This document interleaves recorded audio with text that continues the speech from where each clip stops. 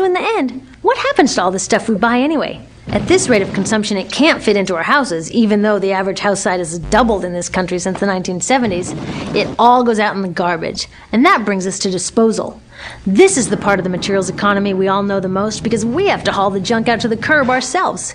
Each of us in the United States makes 4.5 pounds of garbage a day. That's twice what we each made 30 years ago. All of this garbage either gets dumped in a landfill, which is just a big hole in the ground, or if you're really unlucky, first it's burned in an incinerator and then dumped in the landfill. Either way, they both pollute the air, land, water, and don't forget, change the climate. Incineration is really bad. Remember those toxics back in the production stage? Well, burning the garbage releases the toxics up into the air. Even worse, it makes new super toxics, like dioxin. Dioxin is the most toxic man-made substance known to science, and incinerators are the #1 source of dioxin. That means that we could stop the #1 source of the most toxic man-made substance known just by stopping burning the trash. We could stop it today. Now, some companies don't want to deal with building landfills and incinerators here, so they just export the disposal too. What about recycling? Does recycling help?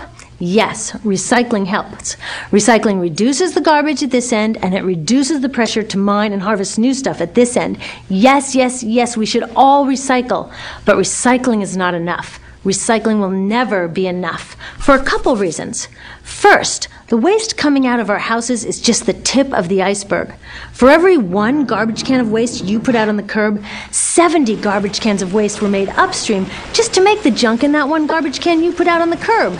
So even if we could recycle 100% of the waste coming out of our households, it doesn't get to the core of the problems.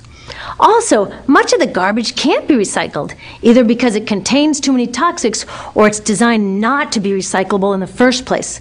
Like those juice packs, where they have layers of metal and paper and plastic all smushed together, you can never separate those for true recycling. So you see, it is a system in crisis. All along the way, we are bumping up against limits. From changing climate to declining happiness, it's just not working. But the good thing about such an all-pervasive problem is that there are so many points of intervention.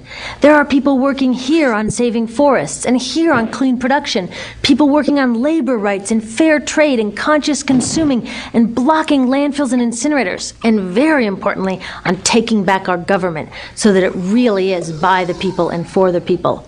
All of this work is critically important, but things are really going to start moving when we see the connections, when we see the big picture.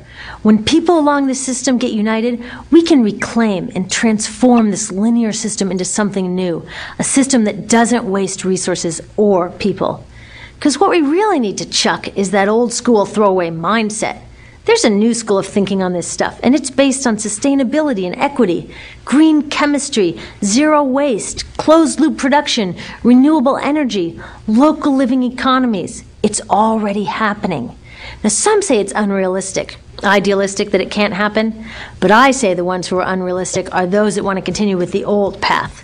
That's dreaming. Remember, that old way didn't just happen. It's not like gravity that we've just got to live with. People created it, and we're people too. So let's create something new.